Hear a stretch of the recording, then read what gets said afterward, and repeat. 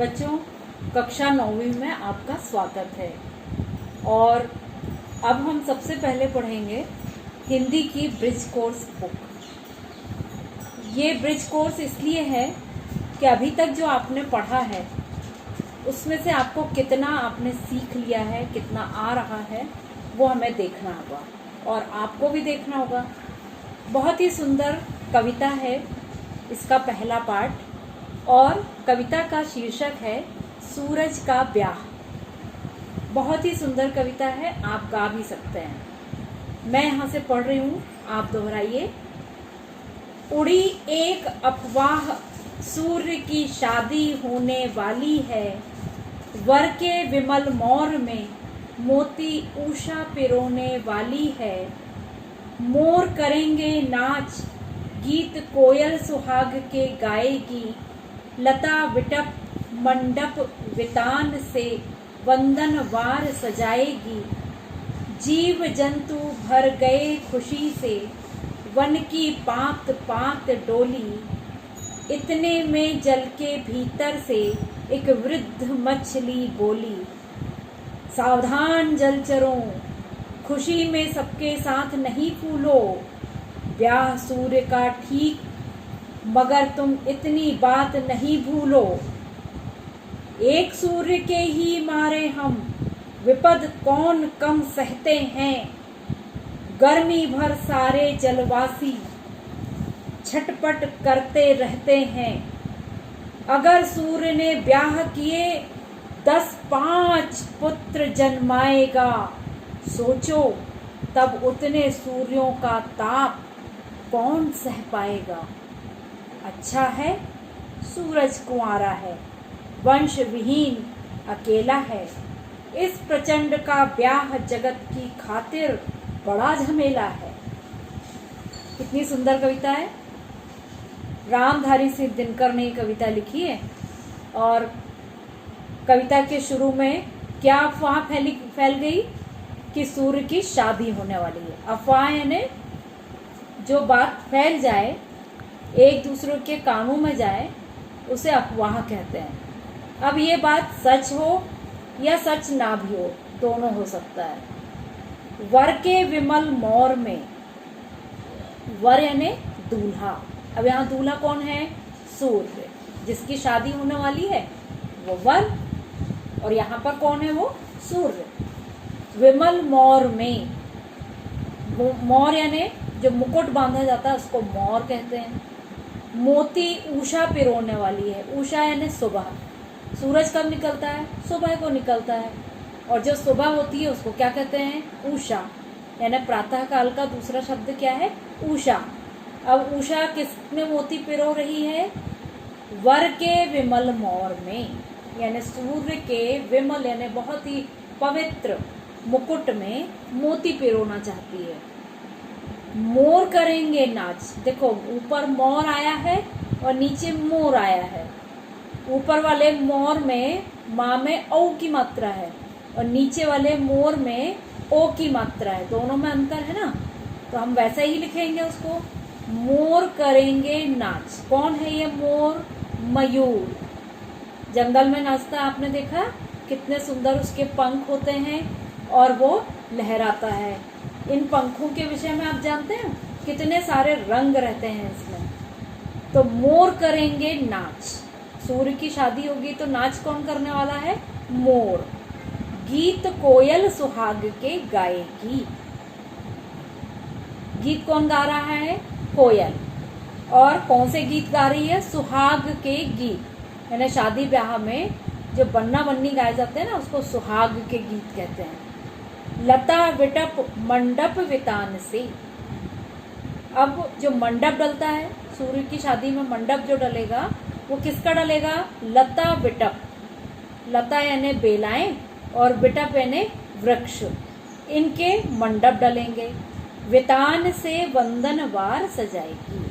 और वंदनवार किसका रहेगा? वितान का रहेगा, यानी आकाश का वंदनवार रहेगा। जीव जंतु भर गए खुशी से, वन की पात पात डोली। अब देखो जीव और जंतु के बीच में एक लाइन खींची है, उसको कहते हैं डैश। योजक चिन्ह, दो शब्दों के बीच में ये योजक चिन्ह लगा हुआ है। जीव और जंतु भर गए खुशी से। जीव और जंतु यानी पूरी दुनिया के जीव जंतु, क्योंकि सूर्य तो सभी पूरी दुनिया में दिखाई देता है, तो पूरे दुनिया के जीव जंतु खुशी से भर गए। वन की पात पात, अब दो बार क्यों आया यहाँ पर? पात पात यानी पंक्ति पंक्ति, हर जगह। और पात पात के बीच में भी कौन सा चिन्ह आया है? योजक चिन्ह। पात पात डोली, डोली यानी झूम रही है। जब गीत गाए जाएंगे तो खुशी से हम लोग क्या करते हैं? नृत्य करते हैं, झूमने लगते हैं। तो यहाँ झूमने के लिए डोली शब्द का प्रयोग किया है। इतने में जल के भीतर से एक वृद्ध मछली बोली। मछली कहाँ रहती है? जल के भीतर। और वृद्ध मछली है ना, जिसको अनुभव है उसको हम वृद्ध कहेंगे। तो ये वृद्ध मछली क्या बोल रही है? सुनिए। सावधान जलचरों, जलचरों यानी जो जल में रहने वाले हैं। अच्छा देखो, जब सूरज तपता है तब क्या होता है? धूप होती है। धूप कैसी होती है? गर्म होती है। और गर्म धूप के कारण क्या होता है? पानी वाष्पित होता है। जब पानी वाष्पित होता है तो वो सूख जाता है, और जब पानी सूख जाएगा तो क्या होगा? उसके जो जीव जंतु हैं जो पानी में रहते हैं, पानी में ही सांस लेते हैं, वो मर जाएंगे। इसलिए मछली को सबसे पहले चिंता होती है कि अरे बाप रे, यदि सूरज की शादी हो गई तो हम खुश ना हो, क्योंकि ब्याह सूर्य का ठीक, ब्याह तो सूर्य का हो जाएगा, मगर हमें ये बात याद रखना होगी कि एक सूर्य निकलता है, एक सूर्य के ही मारे हम विपद, विपद यानी विपत्तियां, कष्ट, दुख कौन कम सहते हैं। एक ही सूर्य जब आसमान में निकलता है तो कितनी विपत्तियां आ जाती हैं, कितने दुख होते हैं, कितने कष्ट होते हैं। गर्मी भर सारे जलवासी, जितनी तेज गर्मी पड़ती है, कड़कड़ाती धूप और गर्मी, पसीना और उससे वाष्पित होने वाला पानी, पूरी जमीन का पानी सूख जाता है। पृथ्वी जल से वंचित हो जाती है, जल खत्म हो जाता है। तो ऐसी एक सूर्य के कारण पूरी पृथ्वी का पानी सूख जाता है। और जलवासी यानी जो जल में रहने वाले जीव हैं, जो जल के बिना जीवित नहीं रह सकते, वो कैसे हो जाते हैं?